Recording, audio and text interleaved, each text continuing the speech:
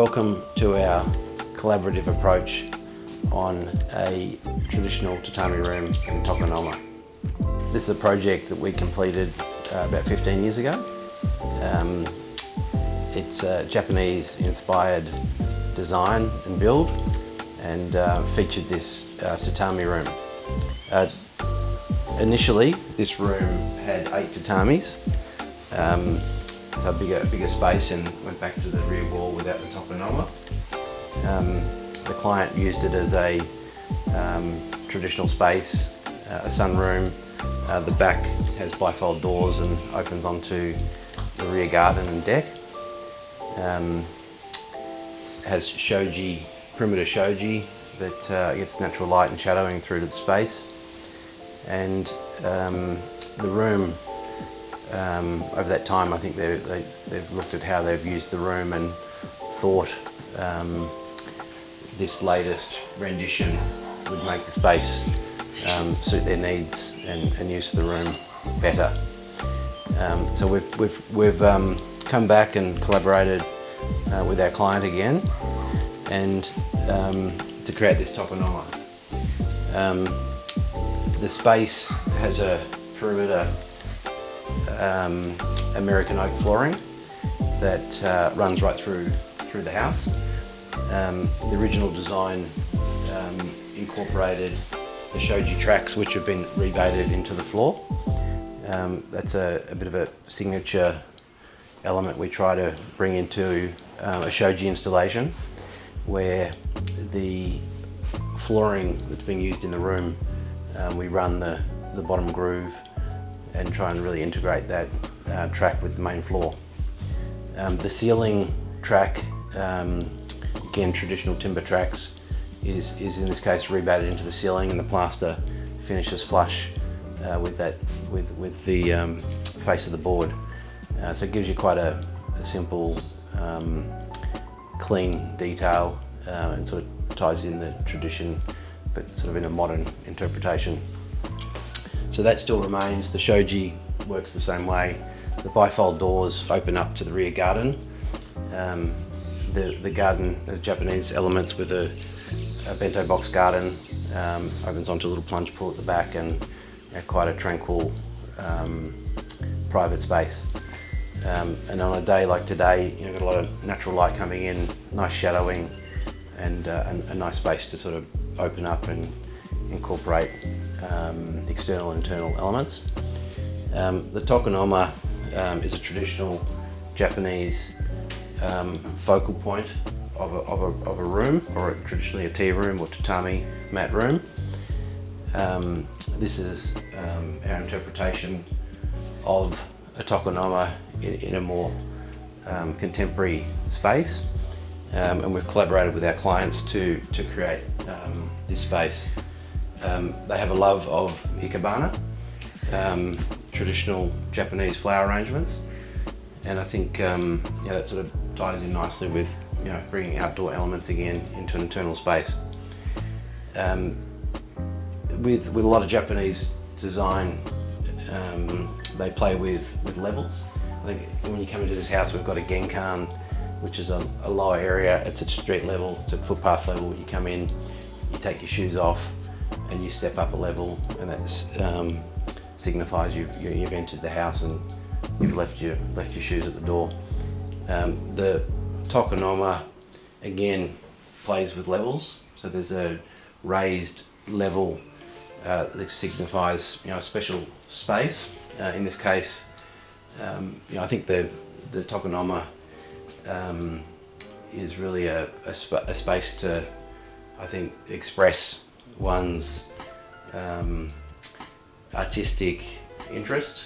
In this case, the client creates the ikebana arrangements themselves, so it's a great space to be able to do that. The use of this room has a modern interpretation, where we've used shoji in the base that's backlit, so at night it can be like a subtle night light, and these spaces open up and we have top and bottom lighting on a dimmer, so you could really play with that space. It becomes like a night light at night. The Tokonoma is a space that I think can be used for special displays of artwork or creative interests or creative pursuits. In this case, our client studies Ikebana, and I think a great opportunity to display the seasonal arrangement. And here we are with a beautiful arrangement here, and a great position to sit back and view that arrangement. The Tokonoma traditionally has specific proportions. My understanding of those proportions is you often have a 2/3, 1/3 break.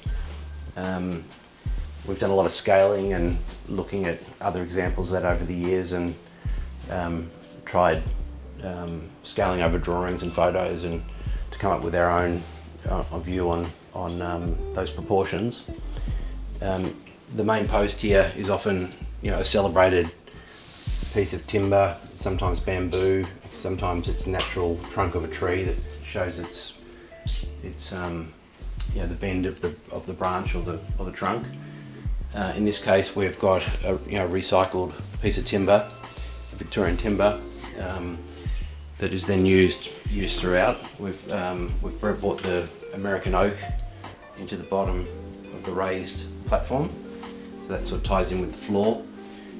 The main base here is Tassie oak, and the Kumiko layout gives you sort of some groundiness to that design.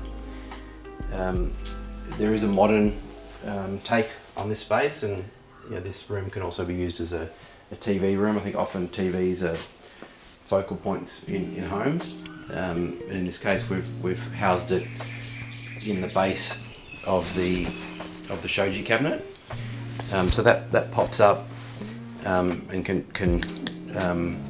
transform the spot into TV viewing. A nice sort of subtle small TV, doesn't dominate the space when it's up, and can be hidden away when not in use. So that's I think like a modern interpretation, but respectfully disappears and doesn't dominate the space. The shelving in this area, simple decorations and expressions of artistic interests. And I think the space is also, you've chosen a very subtle textured wallpaper. You see a lot of this in Japan. Very tactile, simple, earthy, organic sort of colours. And I think that's another aspect of this space where there's a big focus on natural materials. You've got the tatami flooring, which is like a rush reed that's woven. That when that's harvested, it's very green, and when they first make the mats, it's also hasn't dried and lost colour. It's green, and then over time it develops this beautiful golden sort of hues, and again very organic natural material. We've got the rice paper that's we bring that in from Japan. You get that beautiful light transfusion through paper, and on an exterior shoji area, you get as the light passes and the day progresses, you get shadowing over the kumiko squares. So I think there's often a play with light behind branches and natural elements outside that are shaded or what's the word? They show up as a shadow over the paper, and you can see that movement with the wind, and again I think it's sort of bringing in, breaking down those boundaries of internal external spaces. The paper at night, again beautiful warm light behind, can really add a subtle warmth to a space at night. Again, subtle lighting in the Tokonoma, more about featuring key elements. There's a light central in here for the cabana and the wall hanging scroll, again on these elements. You've got natural timber. I think traditionally a lot of the walls were done in earth and natural organic renders, and a lot of those renders have, you see the straw and you'll see elements of the mix showing through in the textural element of the wall. And I think a lot of the wallpapers now from Japan are using that similar material. You're seeing that makeup in the wallpaper, but it's very subtle. I think it warms a room opposed to a solid colour surface. So natural materials. You've got timber, the rush reed. You've got material borders, wallpaper, light. I don't think we have any stone. And then you've got your display of key seasonal aspects of the garden. The client has a strong connection to Japan, and I think in the early stages of the design for the whole house, there was obviously I think in any design there's a strong collaboration with all parties, and I think that's a really important aspect to highlight. That I think all designs are collaboration, and the more your client's involved in that process, I think the more they feel part of the outcome, and enjoy the space, and I think that's been a big ingredient. And I think it's also designed. I think when you live in a space and you spend time in a space, the way you thought you'd use a space and the way you actually use it can change. And I think the space has adapted accordingly. I think they've been open to making those changes and finding a different solution. So I think traditionally, I think Tokonoma has obviously been a very big part of Japanese homes over a long period of time, and I think traditionally they before electricity, I'm sure Tokonomas obviously didn't have lighting, but they I wonder if they had like candles or other forms of lighting. I'm not sure, but it'd be a good thing to understand. But I think they often the space is often a focal point of a traditional room, and I think there's often shoji, so I think there's often a lot of natural light coming in to help light a space. But I think the integrated lighting, I think it's more about night and probably lighting up specific elements, and I think this space would obviously feel very different at night. The external shoji can also be backlit from the lights on the eve, so I think you could sit in here and have a very different feel at night, where you're almost sort of sitting inside a lantern. And then externally, when the space is lit internally, again you get very different looks, internal and external. But I think the lighting, our integration of the lighting is really focused around subtle light. They're all in dimmers. You can highlight and or subtly lit areas as required, and depending on how the room's being used at the time. I think it's always enjoyable having a client that you collaborate with and gel with, and have similar interests, and it makes that collaboration, I think, much more fluid and natural. And I think I think the space is probably testament to that, where we've had someone that appreciates detail and appreciates those design elements, and we've been able to collaborate and create this. We'll probably answer that a whole different other way too, but yeah, the question again. What are you most proud of? What am I most proud of? Personally? Yeah. No, I think probably most proud of a successful collaboration with a client. I think to align with a client where you have similar interests. Obviously, Japanese designs always been a big part of my life. So I think it's nice to have a project where that, especially a room like this that's so traditional and so or based on sort of traditional elements but a modern take. I think it's always a special project. So I think it's nice to collaborate and then see a client using the space and enjoying the space, and it's changing and I think enriching their lives in the way they use the space and the way they live their life. So I think a client that's grown with the house and been not so much brave enough, but I think to be proactive enough to change spaces and develop the spaces to suit their needs.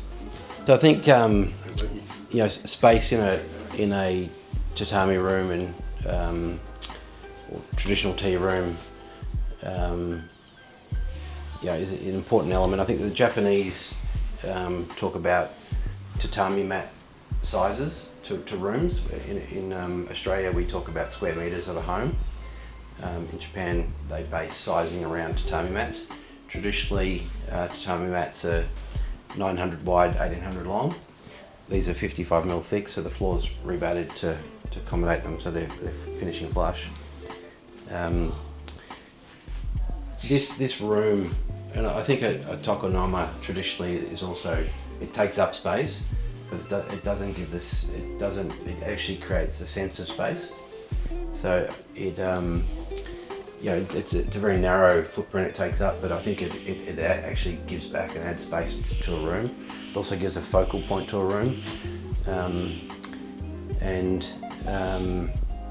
I think those size proportions are always interesting, and we've looked at many projects and tried to work through our own understanding of how dimensions and ratios are used in these spaces. I think typically the alcove is 1/3 to 2/3,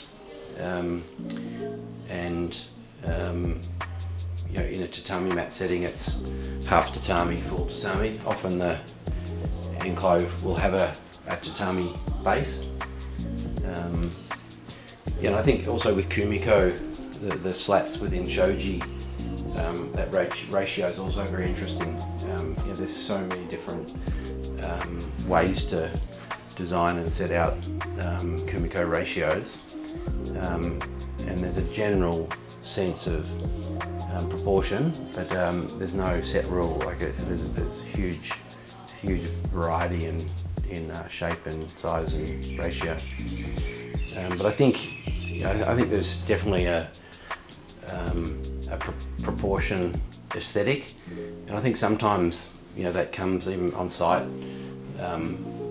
getting a sense of the space as you're building it, and not being I guess set with the pre-existing design to fill the space and be communicative with your client and work through a final design on site. There's elements here too. We've back at the factory, all this joinery has been made in-house. We make the shoji ourselves, using traditional kumiko sizes and methods. So I think it's nice to be involved in that whole process, the design, the manufacturing of the components, and then the on-site installation and build. I think having that whole process approach gives you a lot of control over the finished product. And here it is.